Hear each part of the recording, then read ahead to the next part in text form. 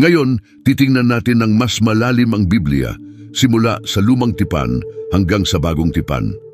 Tatalakayin natin ang lahat mula sa kwento ni na Adan at Eva sa hardin ng Eden hanggang sa buhay ng mga apostol matapos ipako sa krus si Jesus. Sa pagtatapos ng video na ito, makikita mo ang Biblia sa isang bagong liwanag at malamang na mararamdaman mo ang mas malalim na koneksyon sa mga banal na tekstong ito. Ang paglalakbay sa Biblia ay hindi lamang tungkol sa pag-aaral ng mga kwento. Ito ay tungkol sa pag-unawa sa mas malalim na kahulugan nito at kung paano ito makakaapekto sa ating buhay ngayon. Kung may mga bahagi ng Biblia na tila nakakalito o hindi malinaw, ang video na ito ay makakatulong upang maging mas malinaw ang mga ito. Naniniwala ako na sa oras na matapos tayo, mas magiging inspirasyon ka at mas maiintindihan mo ang mga turo ng Biblia. Simula tayo sa simula. Bago nagkaroon ng universo, naroon lamang ang Diyos na umiiral sa labas ng oras mismo. Ang Diyos ay palaging umiiral, hindi siya nilikha. Palagi na siyang nariyan bilang pangunahing pinagmulan ng lahat ng umiiral. Bilang isang walang hanggang nilalang, ang Diyos ang pangunahing tagapagtayo ng lahat ng bagay. Ang kanyang pag-iral ay hindi nagsimula sa isang punto, palaging nariyan ito. Madalas tawagin ng Diyos bilang Ama ng kawalang hanggan dahil siya ang nagpapakita ng konsepto ng walang hanggang buhay. Nang nagsimula ang mundo, nilikha ng Diyos ang langit at ang lupa. Sa ika-6 na araw ng paglikha, nilikha ng Diyos ang tao ayon sa kanyang imahe. Una, nilikha niya si Adan at pagkatapos ay ginawa si Eva mula kay Adan. Ang unang mga tao, sina Adan at Eva, ay dalisay at perpekto. Sila ay nanirahan sa Eden, tinatamasa ang malapit na relasyon sa Diyos at inaalagaan ang paraiso na ginawa niya para sa kanila. Gayunpaman, nang magkasala sina Adan at Eva, naapektuhan nito ang buong sangkatauhan na nagdala sa atin sa isang kalagayan ng moral na pagbagsak. Ito ay kilala bilang ang pagbagsak mula sa biyaya. Sina Adan at Eva ay nagkaroon ng 2 anak na lalaki, sina Cain at Abel. Sa kasamaang palad, hinayaan ni Cain na manaig ang selos at pinatay ang kanyang kapatid na si Abel na siyang unang pagpatay sa kasaysayan. Pagkatapos ng trahedyang ito, nagkaroon ng isa pang anak sina Adan at Eva na si Seti. Mula sa lahi ni Set, nagmula ang isang grupo ng mga tapat na mananampalataya na umaasang makakamit ang kaligtasan at biyaya ng Diyos. Hindi nagtagal matapos ang paglikha, ang mundo ay nalugmok sa malalim na kasamaan at kaguluhan. Nakita ito ng Diyos at nagpasya siyang puksain ang sangkatauhan na kanyang nilikha upang lipulin ang laganap na kasamaan. Ngunit may isang mabuting tao na nagngangalang Noe na nananatiling matuwid sa mata ng Diyos. Kaya nagdala ang Diyos ng isang malaking baha upang linisin ang mundo. Iniligtas lamang si Noe, ang kanyang asawa, ang kanilang 3 anak na lalaki, sina Sem, Ham at Japet, at ang kanilang mga asawa. Sila ay nakaligtas dahil sila ay nasa loob ng isang arka na itinayo ayon sa utos ng Diyos. Mula sa mga anak ni Noe, muling nagmula ang iba't ibang grupo ng mga tao sa buong mundo. Si Sem ay naging ama ng mga Semitiko na kilala ngayon sa ilang bahagi ng Gitnang Silangan. Si Ham naman ang naging ninuno ng iba't ibang bansa sa Africa at Asia. At si Japhet ay pinaniniwalaang naging ninuno ng mga tao sa Europa. Sa paglipas ng panahon, pumili ang Diyos ng isang partikular na lahi kung saan niya ipapanganak ang isang bansa na magpapakilala sa Mesiyas sa mundo. Ang tawag na ito ay para kay Abram na naninirahan sa Ur ng mga Kaldeo.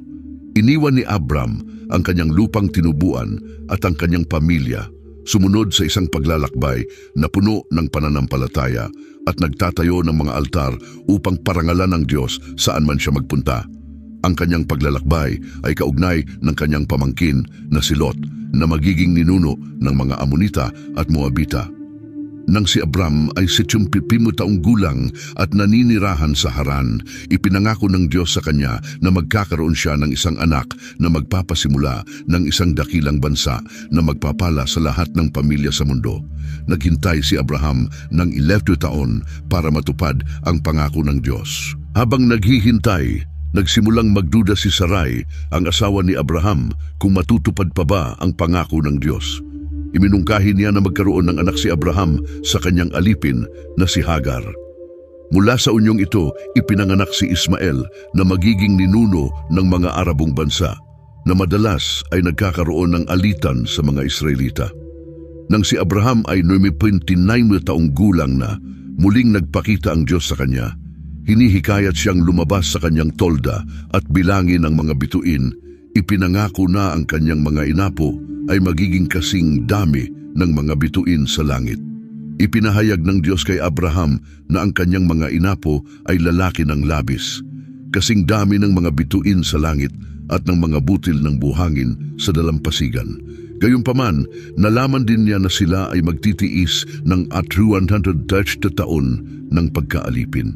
Sa panahong ito, binago ng Diyos ang pangalan ni Abram na nangangahulugang dakilang ama sa Abraham, na nangangahulugang ama ng maraming bansa, upang ipakita ang kanyang bagong papel nang ang batang ipinangako kay Abraham at sa kanyang asawang si Sarah ay hindi pa ipinanganak.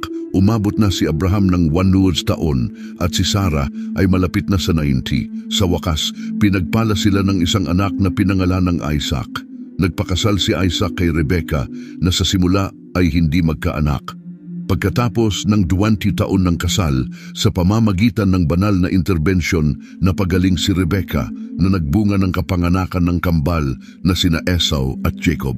Si Esau ay naging ninuno ng mga Edomita at si Jacob na kalaunan ay pinangalan ng Israel matapos ang isang mahalagang espiritual na karanasan ay naging ninuno ng mga lipi ng Israel. Si Jacob ay nagkaroon ng 12 anak na lalaki at isang anak na babae. Sa pamamagitan ni Jose, isa sa kanyang mga nakababatang anak, napunta ang pamilya ni Jacob sa Ehipto na may kabuuang 70 tao noong panahong iyon. Sila ay nanirahan sa Goshen, isang lugar na kilala sa matabang lupa, at sa loob ng 4 na siglo, ang grupo na nagsimula sa 70 ay lumaki sa humigit kumulang 2 milyong tao, kabilang ang kanilang mga pamilya. Sila ay umalis sa Ehipto sa ilalim ng pamumuno ni Moises. Ang malaking grupong ito ay humarap sa maraming pagsubok patungo sa lupang pangako na nagresulta sa isang paglalakbay na 3 buwan sana, ngunit naging 40 taong paglalakbay dahil sa mga espiritual na pagsubok at pag-alinlangan ng pananampalataya. Sa panahong ito na pinamumunuan ng mga hukom, ang mga Israelita ay madalas na namuhay sa kaguluhan, apektado ng kanilang katigasan ng ulo at inaapi ng iba't ibang mga kaaway. Upang gabayan sila sa mga panahong ito, nagbango ng Diyos ng mga lider tulad ni Gideon, Jephthah, Samson at Samuel. Matapos ang panahon ng mga hukom, ang mga Israelita na nagnanais maging katulad ng mga kalapit na bansa ay humiling ng isang hari upang mamuno sa kanila imbes na banal na pamumuno. Si Samuel, ang huling hukom, ay pinahiran si Saul bilang unang hari ng Israel. Ang 40 taong pamumuno ni Saul ay nagsimula ng maayos, ngunit kalaunan ay nauwi sa kaguluhan dahil sa kanyang kayabangan at pagsuway sa mga utos ng Diyos. Pagkatapos ng pagbagsak ni Saul, umupo sa trono si David, namuno ng 40 taon at inilipat ang kabisera ng Israel mula Hebron patungong Jerusalem, isang hakbang na nagmarka ng panahon ng relatibong katatagan at kasaganaan para sa bansa. Pinalakas ni David ang kanyang pamumuno at naging pinakatanyag na hari ng Israel. Siya ay nagtipon ng malaking yaman, pinalawak ang kanyang teritoryo sa pamamagitan ng mga pananakop, natalo ang mga makapangyarihang hukbo at pinanatili ang isang malalim na koneksyon sa Diyos. Kaya tinawag siyang isang tao na ayon sa puso ng Diyos. Sa kabila ng paggawa ng malubhang kasalanan laban sa kanyang sariling pamilya at bayan, ang tunay na pagsisisi ni David ay nagdulot ng kapatawaran mula sa Diyos at ipinropesya na ang Mesyas ay magmumula sa kanyang lahi. Pagkatapos ng kamatayan ni David, ang kanyang anak na si Solomon ang umakyat sa trono at namuno ng 30 taon. Si Solomon ay kilala sa kanyang hiling na karunungan mula sa Diyos na binigyan siya hindi lamang ng karunungan kundi pati na rin ng pambihirang yaman. Si Solomon ay naging isang tanyag na pinuno, kilala sa pagtatayo ng templo sa Jerusalem, at ang kanyang pamumuno ay nagkaroon ng kapayapaan at kasaganaan. Gayunpaman, nalihis ang puso ni Solomon dahil sa kanyang maraming asawa na nag-impluwensya sa kanya patungo sa pagsamba sa mga Diyos-Diyosan. Bumalik lamang siya sa Diyos at nagsisi sa kanyang mga huling taon. Sama-sama, sina Saul, David at Solomon ay namuno sa loob ng 120 taon na bumubuo ng isang panahon ng nagkakaisang kaharian. Ang bawat hari ay nahulog sa kasalanan. Si Saul ay nalulong sa panggagaway, si David ay nagkasala ng pangangalunya, at si Solomon ay naakit sa pagsamba sa Diyos-Diyosan.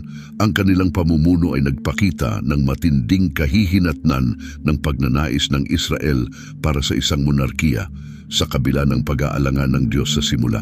Pagkatapos ng pamumuno ni Solomon, ang kanyang anak na si Rehoboam ang umupo sa trono, ngunit ang kanyang pagtanggi na bawasan ng mabigat na buwis ay nagdulot ng pagkakahati ng kaharian. Ang pamumuno ni Solomon na tinatakan ng karangyaan at luho ay pinanatili sa pamamagitan ng mabigat na paggawa ng kanyang mga nasasakupan na nabibigatan sa sobrang buwis. Nang makita ng mga manggagawa ang pagkakataon para sa pagbabago sa panahon ng pagpapalit ng kapangyarihan, humiling sila ng reforma. Gayunpaman, hindi pinansin ang kanilang mga pakiusap. Bilang resulta, 10 sa 12 lipi ay tumalikod sa autoridad ni Rehoboam at sumunod kay Jeroboam na bumuo ng hilagang kaharian na may Samaria bilang kabisera nito. Ang kahariang ito ay tumagal ng 209 na taon, pinamunuan ng 19 na hari mula sa 8 dinastiya, ngunit sa kasamaang palad, walang sumunod sa matuwid na pamantayan, sa halip ay sinundan ang tiwaling gawain ni Jeroboam. Si Jeroboam paprem upang mapanatili ang kanyang pamumuno at maiwasang maglakbay ang kanyang mga nasasakupan sa Jerusalem, ay nagtatag ng mga alternatibong lugar ng pagsamba sa Bethel, Gilgal at Beersheba sa hilagang kaharian. Ang kanyang layunin ay panatilihin ang katapatan ng mga tao sa pamamagitan ng pagmamanipula sa kanilang mga gawi sa relihiyon, siguraduhing hindi sila sasama sa mga hari ng Huda sa timog. Sa hilagang kaharian, nagtakda si Haring Jeroboam ng isang halimbawa sa pamamagitan ng paglalagay ng mga gintong guya sa mga templo at hinihikayat ang mga tao na sambahin ang mga ito na parang sila ang Diyos. Ang pagsambang ito sa mga Diyos-Diyosan ay ipinagpatuloy ng lahat ng 19 na haring sumunod sa kanya. Bawat isa ay lumilihis sa pagsunod sa Diyos at nasasadlak sa masama at masamang gawi. Sa panahon ng moral na pagkabulok na ito, nagpadala ang Diyos ng mga propeta tulad ni Amos, Hosea at Mikas na matapang na nagsalita laban sa mga kasalanan ng bansa, mula sa pinakamataas na antas ng pamahalaan hanggang sa araw-araw na kawalang katarungan na matatagpuan sa mga kubo, pamilihan at mga bukirin. Tinuligsa ng mga propetang ito ang katiwalian sa politika, kinondena ang kompromisong relihiyon at tinawag ang pansin sa mga sosyal na kawalang katarungan at pang-aaping pang-ekonomiya na laganap. Hinihimok ang bansa na magsisi. Gayunpaman, karamihan sa kanilang mga babala ay hindi pinansin. Sa ilalim ng pamumuno ni Haring Ahab, ang kanyang asawang si Jezebel ay nagtaguyod ng pagsamba kay Baal, isang Diyos ng mga Canaanite na nauugnay sa kasaganaan na nagdulot ng malawakang pagtanggap nito sa Israel. Bilang tugon sa lumalaganap na idolatriya, nagpadala ang Diyos ng propetang si Elias na matapang na hinamon at pinabulaanan ng pagsamba sa huwad na Diyos na ito. Sumunod kay Elias, ipinagpatuloy ni Eliseo ang ministeryo ng propesya, gumagawa ng maraming himala. Sa kabila ng mga pagsisikap na ito, ang mga tao ng Israel ay nagpatuloy sa kanilang pagsuway. Bilang resulta, pinahintulutan ng Diyos ang imperyo ng Assyria na parusahan ng Israel. Ang mga Assyria, kilala sa kanilang malupit na taktika sa militar at brutal na pananakop, ay nagwasak ng Israel.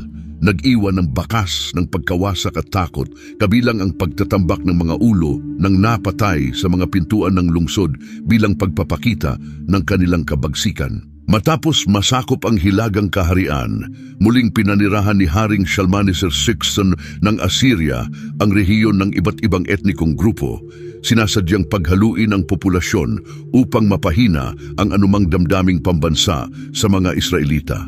Ito ay nagresulta sa pag-usbong ng mga Samaritano, isang magkahalong komunidad na kalaunan ay nagkaroon ng matinding galit sa mga Hudayte sa Timog Kaharian.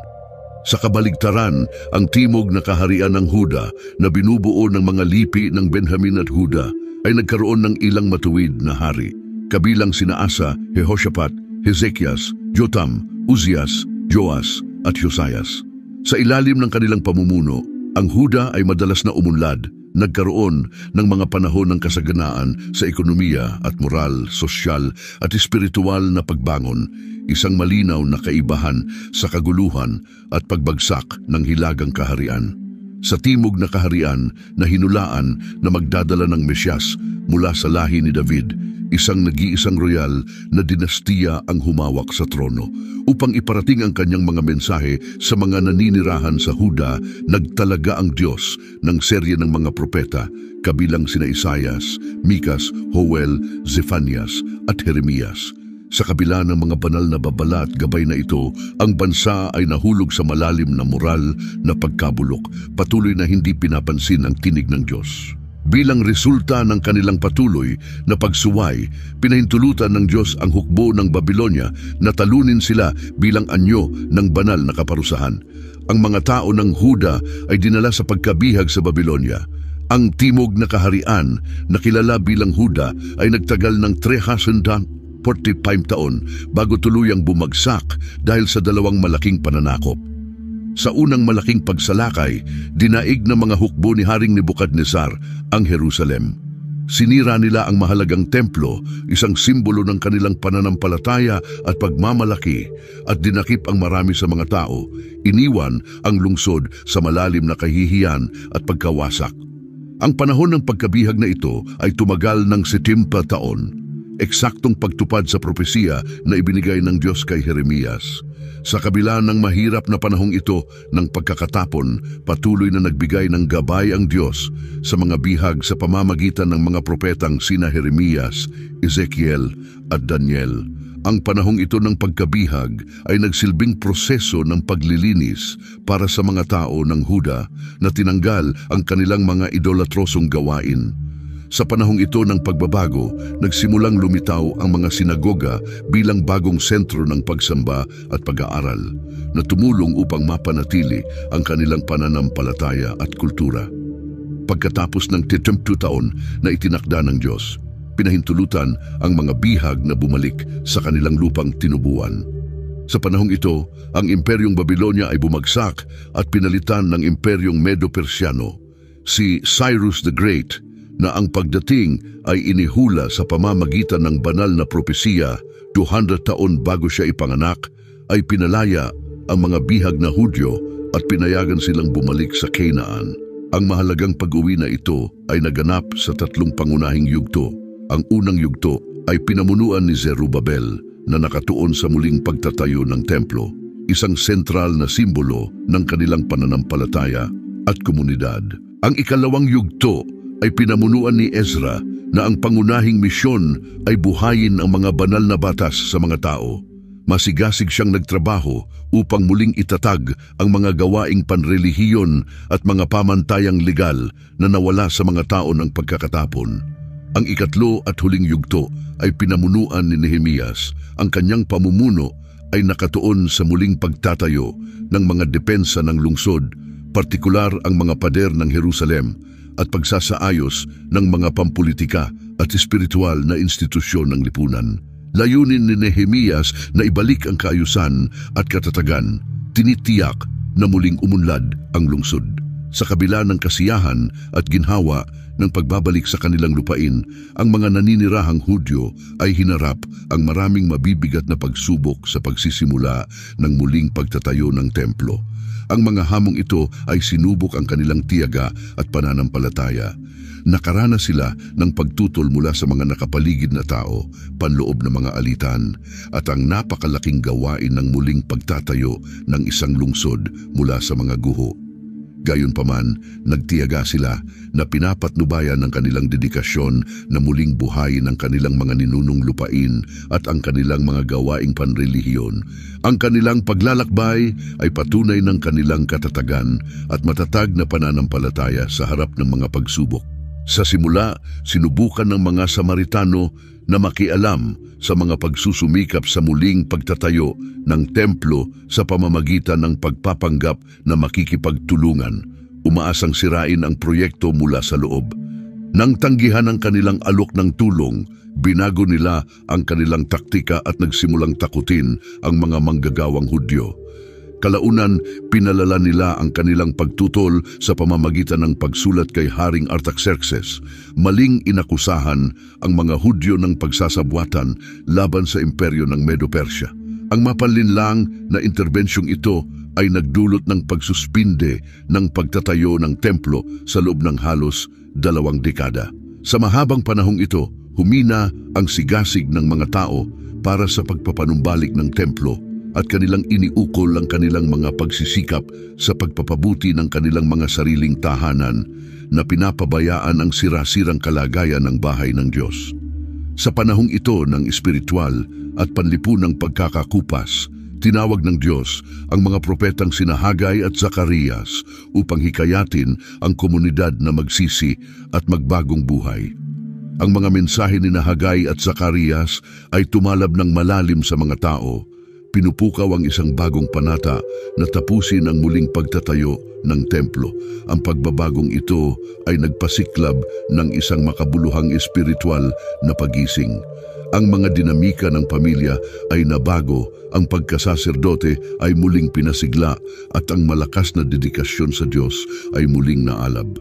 Ang pinagsamang pagsisikap ng komunidad ay nagdulot ng matagumpay na pagtatapos ng templo na nagmarka ng isang panahon ng malalim na espiritual na pagbabagong buhay. Paglipas ng panahon, humigit kumulang 1 siglo ang nakaraan, lumitaw ang isang bagong henerasyon.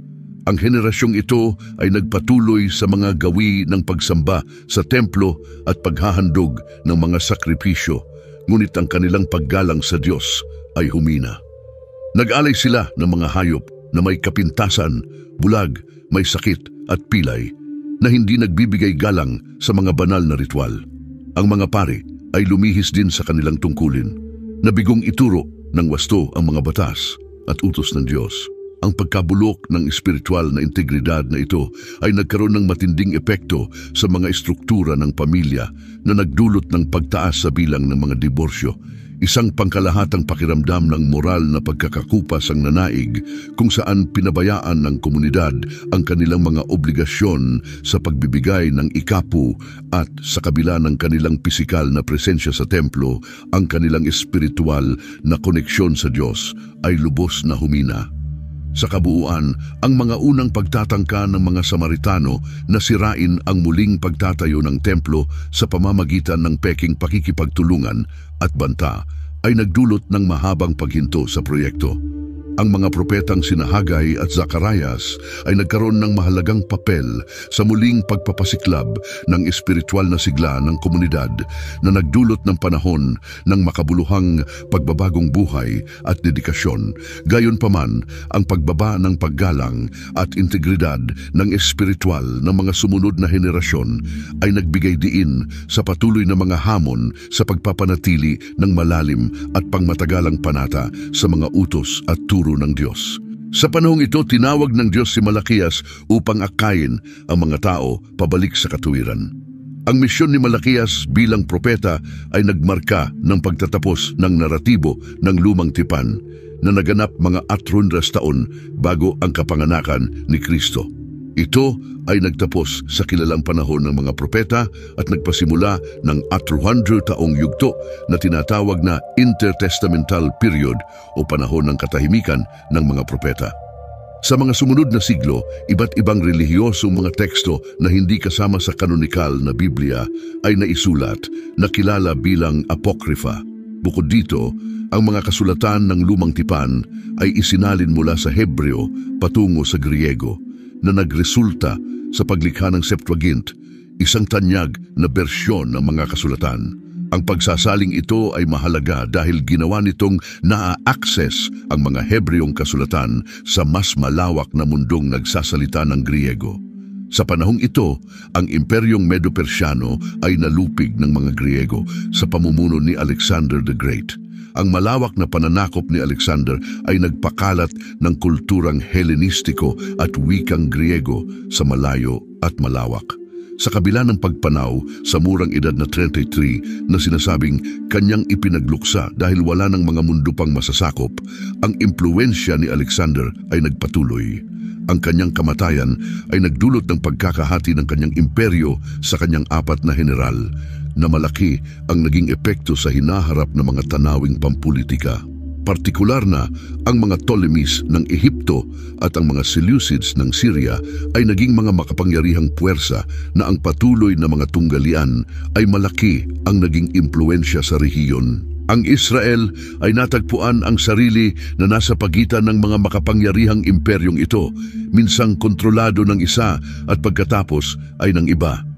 Sa panahon ng kaguluhang ito, si Antiochus Epiphanes ay gumawa ng malaking pagsalaula sa pamamagitan ng paghahandog ng baboy sa altar ng templo sa Jerusalem.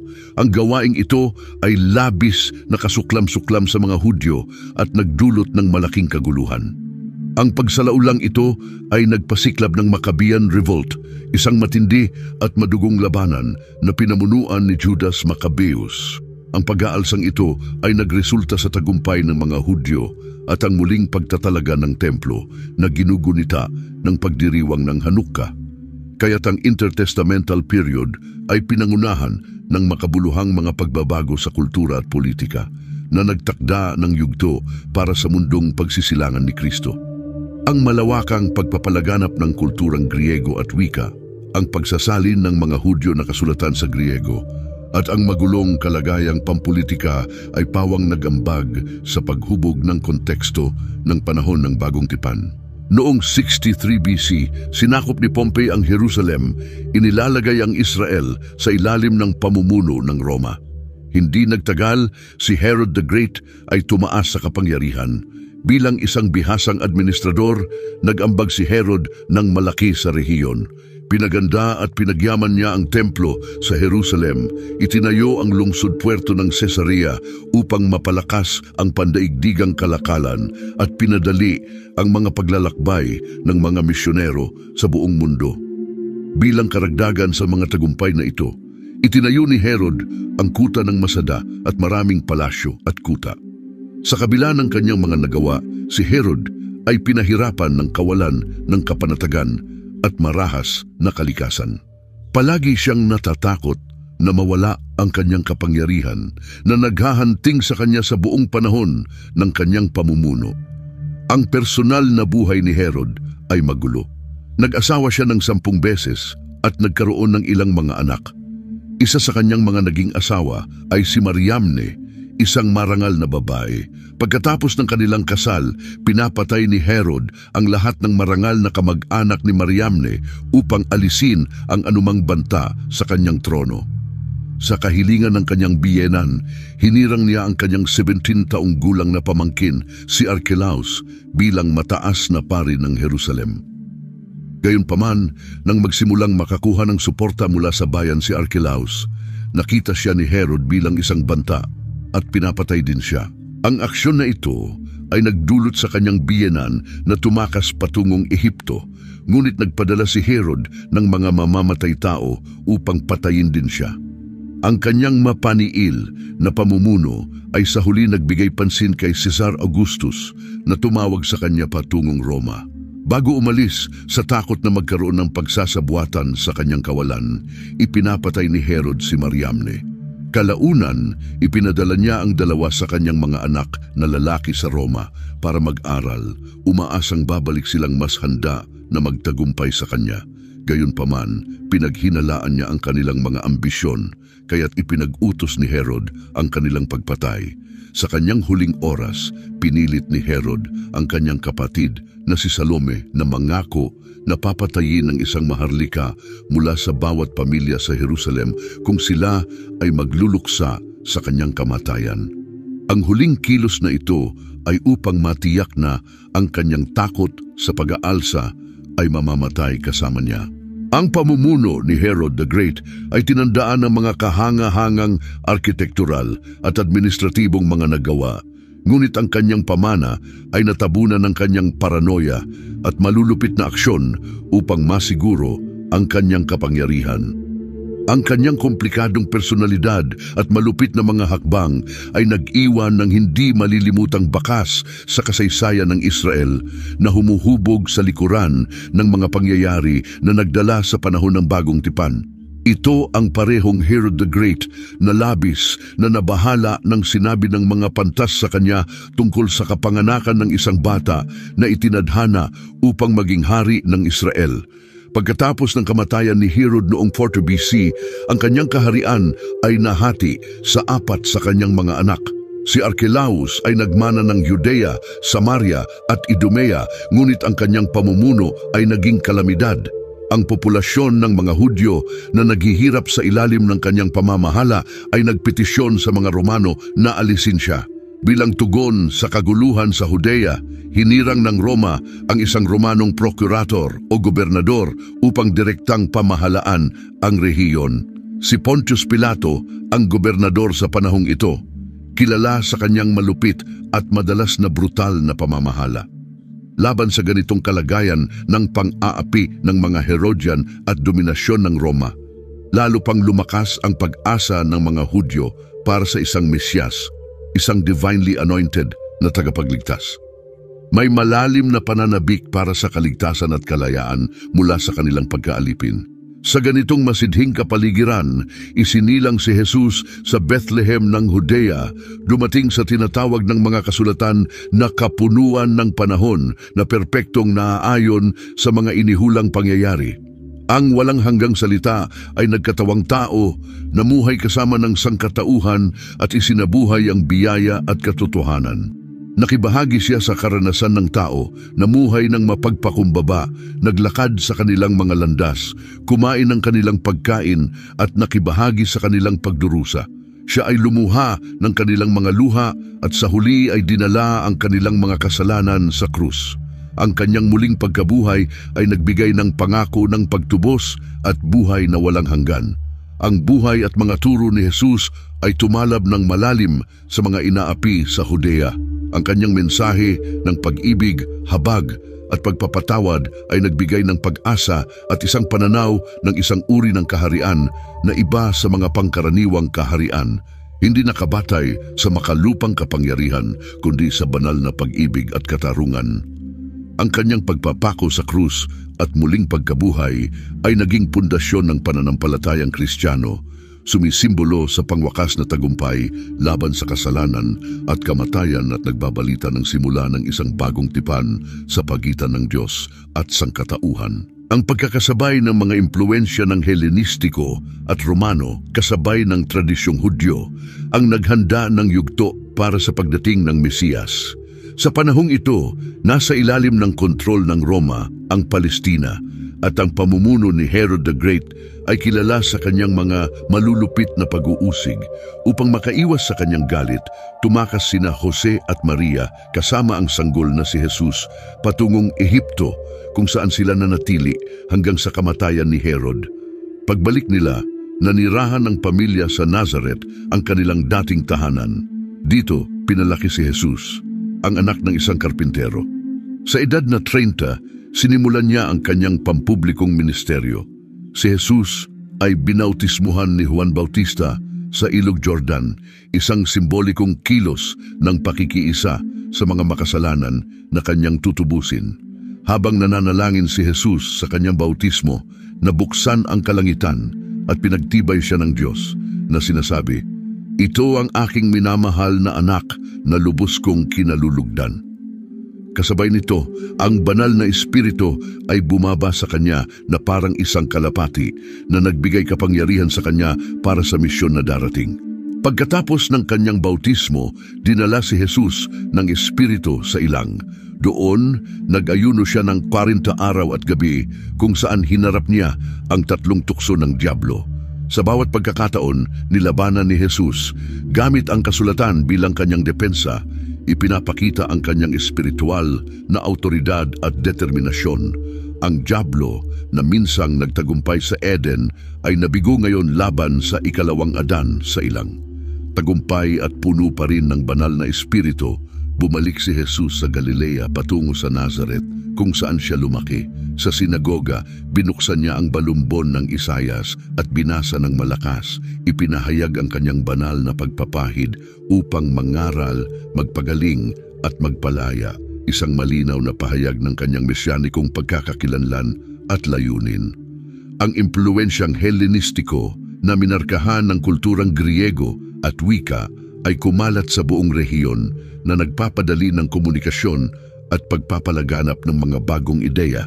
Ang mga estruktura ng Roma, kabilang ang mga kalsada at lungsod, ay nagpagaan at nagpasigla ng paglalakbay na nagbigay daan sa mabilis na paglaganap ng mensahe ni Jesus.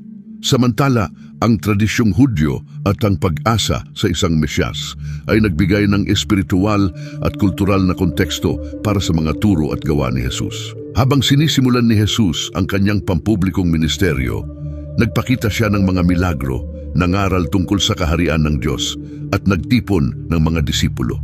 Ang kanyang mga turo ay nagbigay diin sa pag-ibig, kapatawaran at ang pagdating ng paghahari ng Diyos. Hinamon niya ang mga autoridad sa relihiyon at mga kaugalian ng lipunan sa panahong iyon na nag-aalok ng isang pananaw ng ibang uri ng kaharian, isang kahariang batay sa katarungan, awa at banal na pag-ibig. Ang ministeryo ni Jesus ay nag-akit ng malalaking madla at magkakaibang tagasunod. Ang kanyang mensahe ay tumalab ng malalim sa mga inaapi at mga nasa laylayan ng lipunan, nag-aalok sa kanila ng pag-asa at isang pakiramdam ng banal na katarungan. Gayunpaman, ito rin ay nagudyok ng pagtutol mula sa mga pinuno ng relihiyon at politika na nakaramdam ng banta sa kanyang lumalaking impluensya. Sa kabila ng lumalaking tensyon, nanatiling matatag si Jesus sa kanyang misyon. Ang kanyang paglalakbay mula sa bautismo patungo sa ilang at mula roon sa kanyang pampublikong ministeryo ay naglatag ng pundasyon para sa napakalaking epekto ng kanyang buhay at mga turo. Ang kanyang pahayag sa sinagoga sa Nazaret ay nagmarka ng simula ng isang kilusan na magbabago sa mundo. Tinutupad ang mga sinaunang propesiya at nagpasimula ng isang bagong panahon ng pananampalataya at pag-asa. Si Jesus ay pumili ng 12 lalaki upang maging kanyang mga apostol at ginugol niya ang maraming oras sa pagtuturo at pagsasanay sa kanila. Ang kanyang ministeryo ay dinala siya sa buong Galilea, Perea, Samaria at Judea. Nagturo siya sa mga tao sa mga lungsod, maliliit na nayon at maging sa mga bukas na lugar. Maging ito man ay sa mga sinagoga, sa templo, sa tabi ng dagat, o sa mga pribadong tahanan, ibinahagi ni Jesus ang kanyang mensahe sa parehong malalaking pulutong at maliliit na grupo. Habang naglalakbay, ipinakita ni Jesus ang kabaitan at habag saan man siya magpunta. Pinagaling niya ang mga may sakit, binigyan ng pagkain ng mga nagugutom, tinulungan ang mga bulag na makakita, pinapaglakad muli ang mga paralitiko, at pinadinig ang mga bingi. Nilinis din niya ang mga may ketong, pinalaya ang mga inaalihan ng mga demonyo, at maging ang mga patay ay binuhay muli. Si Jesus, ang perpektong halimbawa ng Diyos sa lupa, tinutupad ang propesya ng Emmanuel na nangangahulugang Diyos kasama natin. Sa pamamagitan niya, tunay na namuhay ang Diyos sa piling natin. Sinimulan ni Jesus ang kanyang paglalakbay sa lupa na may malinaw na layunin, ibigay ang kanyang buhay bilang isang sakripisyo. Ipinanganak siya upang mamatay, upang tayo ay magkaroon ng buhay. Ang kanyang misyon ay nakaplano na noon pa man. Tulad ng ipinaliwanag ni Apostol Pablo, si Jesus ay namatay para sa ating mga kasalanan. Ayon sa mga kasulatan, inilibing at muling nabuhay sa ikatlong araw gaya ng ipinangako sa mga kasulatan. Ang kanyang landas patungo sa krus ay sinadya at pinili niyang ipagpatuloy ito upang tapusin ang kanyang misyon sa kabila ng mga pagsisikap ng dyablo na pigilan siya.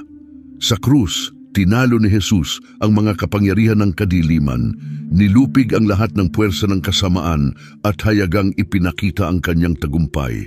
Sa krus, natapos niya ang gawain ng pagtubos, tinalo ang kamatayan mismo. Hindi siya napanatili ng kamatayan at ang kanyang muling pagkabuhay ay nagmarka ng kanyang tagumpay na siyang pundasyon ng ating pananampalataya. Sa ikatlong araw matapos ang kanyang pagpapako sa krus, muling nabuhay si Jesus mula sa mga patay, tinutupad ang kanyang misyon na gawing matuwid ang sangkatauhan. Bago siya umakyat sa langit, iniutos niya sa kanyang mga disipulo na manatili sa Jerusalem hanggang matanggap nila ang banal na Espiritu na ipinangako ng Ama na magbibigay sa kanila ng kapangyarihan upang maisakatuparan ang kanilang misyon. Sa Gawa 1:1-8, ipinaliwanag ni Jesus ang mahalagang papel ng banal na Espiritu at nagbigay ng malinaw na estratehiya sa kanyang mga tagasunod. Sila ay magiging kanyang mga saksi sa Jerusalem, sa buong Judea at Samaria at hanggang sa dulo ng mundo. Pagkatapos ng mga pangyayari sa Pentecostes, mabilis na lumago ang simbahan sa Jerusalem na may maraming tao na sumali sa mga mananampalataya. Ang aklat ng mga gawa na isinulat ni Lucas ay naglalarawan ng lumalagong komunidad ng simbahan sa Jerusalem hanggang sa Kabanata 8. Sa simula, ang kilusan ay nakasentro sa Judea. Upang maipalaganap pa ang salita, pinahintulutan ng Diyos ang pag-uusig upang magkawatak-watak ang mga mananampalataya na tumulong sa pagpapalaganap ng mensahe ng malawak. Ang pagkakawatak-watak na ito ay nagdala kay Felipe sa Samaria, kung saan epektibo niyang ibinahagi ang ebanghelyo, nilalampasan ang mga makasaysayang hadlang at gumagawa ng mga himala na nagdulot ng malaking kagalakan sa mga tao. Ang ministeryo ni Felipe ay napakalaki ng epekto na ang mga Samaritano matapos matanggap ang mga pagbisita at panalangin ng mga Apostol Pedro at Juan ay napuspos ng banal na Espiritu. Ang pangyayaring ito ay nagmarka ng isang mahalagang tagumpay sa mga pagsusumikap ng maagang simbahan na maabot ang mas malawak na komunidad. Ang abot ng ebanghelyo ay lumampas sa mga teritoryong Hudyo sa pamamagitan ng kahangahangang pagbabago ni Saul ng Tarsus. Sa kanyang paglalakbay patungong Damasco, nakatagpo ni Saul si Kristo at kalaunan ay nakilala bilang Pablo. Ang simbahan ng mga Hentil sa Syrian Antioch ay naging mahalagang sentro para sa mga gawaing misyonero. Mula doon, sina Bernabe at Saul Pablo ay nagsimula sa kanilang unang paglalakbay misyonero sa mga rehiyon ng Galacia. Binibisita ang mga lungsod tulad ng Perga, Derbe, Iconium at Lystra upang magtatag ng mga simbahan at maghirang ng mga matatanda. Kasama si Silas, naglakbay si Pablo sa Macedonia at Achaia kung saan nagtayo sila ng mga simbahan sa mga makabuluhang lungsod tulad ng Filipos, Thessalonica, Berea at Corinto. Habang nasa Syrian Antioch, sumulat si Pablo ng ilang mahahalagang liham, kabilang ang sulat sa mga taga-Galacia, 2 liham sa mga taga-Corinto at 2 sa mga taga-Thessalonica. Ang mga liham na ito ay nagbigay ng gabay at pagpapalakas sa mga batang simbahan sa mga rehiyong ito na tumutulong sa kanila na lumago at patatagin ang kanilang pananampalataya. Sa kanyang ikatlong paglalakbay upang ipalaganap ang kanyang mga paniniwala, naglakbay si Pablo sa Asia Minor, partikular na naglalaan ng 3 buong taon sa Efeso, isang abalang lungsod na may higit sa 300,000 residente. Dito, sumulat siya ng mga liham upang gabayan ang lumalaking simbahan sa Corinto. Ang lungsod ay napapalamutian ng kahangahangang templo ni Diana na itinuturing na isa sa mga kababalaghan ng sinaunang mundo. Sa panahon ng kanyang pamamalagi sa Asia Minor, nagtatag si Pablo ng mga komunidad ng pananampalataya sa iba't ibang lungsod tulad ng Pergamum, Thota, Sardis, Philadelphia, Lasia, Colosas at Hierapolis. Kasabay nito, nagkaroon ng tagutom sa panahon ng paghahari ni Emperador Claudius na nagdulot ng pagpapatalsik sa mga Hudyo mula sa Roma na binabanggit sa Gawa 18:2. Upang makatulong, nagtipon si Pablo ng mga donasyon mula sa mga simbahan ng mga hindi Hudyo upang tulungan ang naghihirap na komunidad ng mga taga-Judea. Habang naghahanda si Pablo na maglakbay patungong Jerusalem, binalaan niya ang mga matatanda sa Efeso tungkol sa mga hamon na darating. Sa kabila ng pagkakaalam sa mga panganib, nanatiling determinado si Pablo na ipalaganap ang ebanghelyo at nagsulat pa siya ng isang mahalagang liham sa mga taga-Roma na nagpapahayag ng kanyang hangaring bisitahin sila at suportahan ang kanilang espiritual na paglalakbay. Gayunpaman, nagbago ang mga plano ni Pablo nang siya ay humarap sa problema pagdating sa Jerusalem. Nabalot siya sa mga usaping legal sa loob ng 2 taon sa ilalim ng pamumuno ni Felix at Festus sa Caesarea. Sa takot para sa kanyang kaligtasan dahil sa mga balak laban sa kanya, ginamit ni Pablo ang kanyang pagkamamamayang Romano at umapela na litisin sa Roma. Kaya't nagsimula siya sa kanyang mahirap na paglalakbay patungo sa imperial na lungsod na tinampukan ng isang mapanganib na pagkawasak ng barko. Nang harapin ng barko ang malalakas na bagyo sa dagat, lahat ng sakay ay pinrotektahan ng isang himalang puwersa tulad ng ipinangako ng Diyos kay Pablo.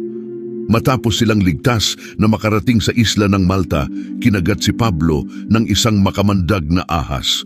Ngunit hindi siya napinsala dahil sa proteksyon ng Diyos. Ipinakita ng pangyayaring ito sa lahat ang kapangyarihan at pangangalaga ng Diyos. Pagkatapos, tinulungan ni Pablo na pagalingin ang mga may sakit sa isla sa pamamagitan ng kapangyarihan ng Diyos, at ang mga tao sa Malta ay labis na nagpapasalamat. Tinulungan nila si Pablo na makuha ang lahat ng kailangan niya para sa kanyang paglalakbay patungong Roma. Si Pablo ay gumugol ng susunod na 2 taon sa ilalim ng house arrest sa Roma. Kahit na siya ay nakakulong, ang kanyang bahay ay naging lugar kung saan maibabahagi niya ang mga turo ni Jesus, ang ebanghelyo sa iba, kabilang ang mga bantay. Pinaalalahanan din niya ang iba pang mga Kristiyano na magpatuloy sa pagsisikap at sumulat ng mga liham sa mga simbahan sa Efeso, Filipos, Colosas at sa isang lalaki na nagngangalang Filemon. Pagkatapos ng kanyang pagpapalaya, ipinagpatuloy ni Pablo ang pagtuturo at pagsusulat, kabilang ang mga liham kay Timoteo at Tito. Noong 74 AD, nagbago ng malaki ang sitwasyon. Nagsimula ang pamahalaan ng opisyal na pag-uusig sa mga Kristiyano na nagpatindi sa isang mahirap na sitwasyon at ginawa itong mas mapanganib. Muli, naaresto si Pablo at ikinulong sa isang madilim at mamasa-masang bilangguan. Noong Hulyo 17 ng taong iyon, isang malaking sunog ang sumiklab sa Roma na sumira sa malaking bahagi ng lungsod. Sinisi ng Emperador Nero ang mga Kristiyano para sa sunog na nagpasimula ng isang kakilakilabot na panahon ng pag-uusig.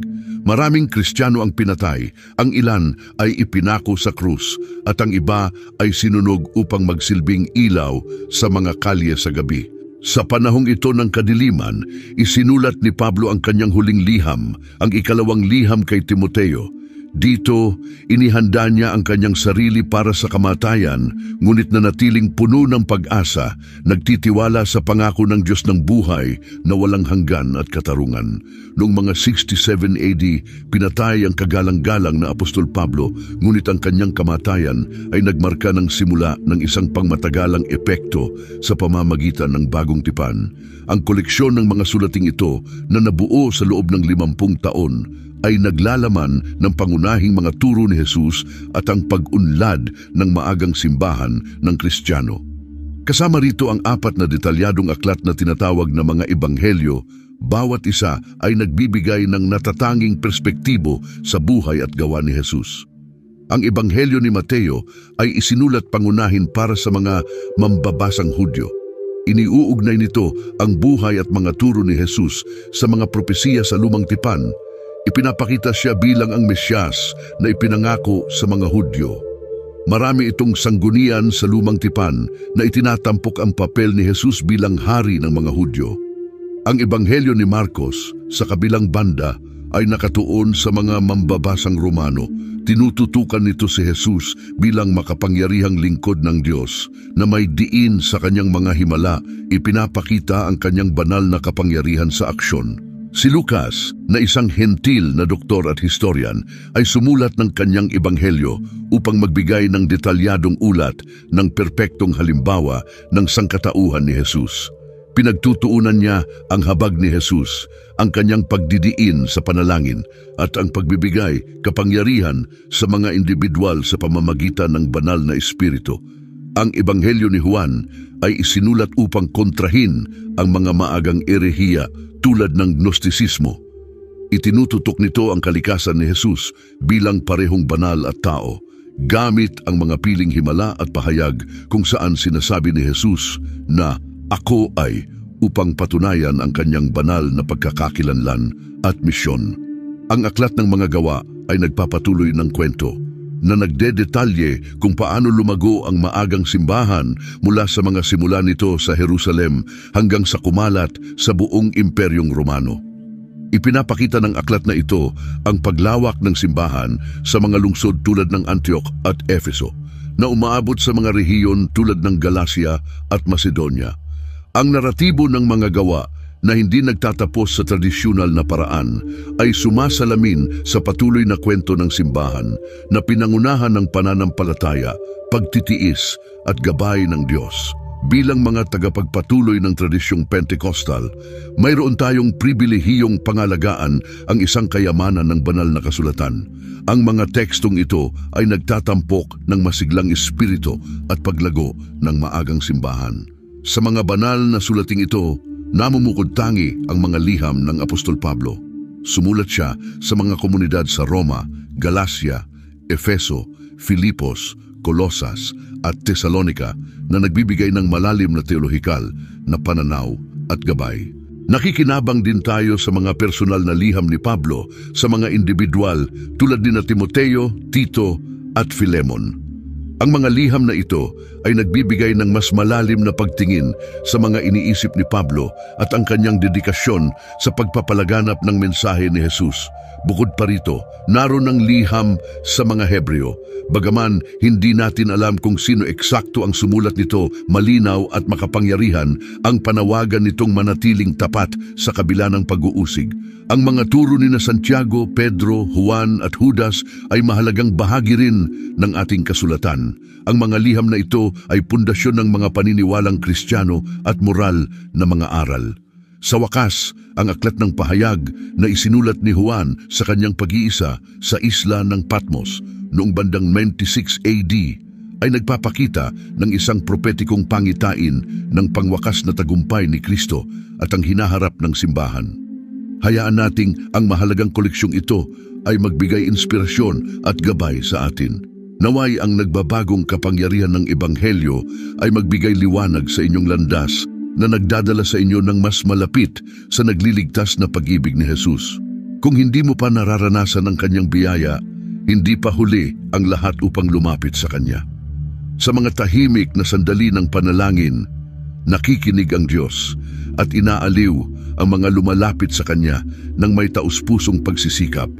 Ipinapanalangin namin na ang mga pagpapala ng Diyos ay pagyamanin ang iyong buhay na ginagabayan ka patungo sa landas ng katuwiran at kapayapaan.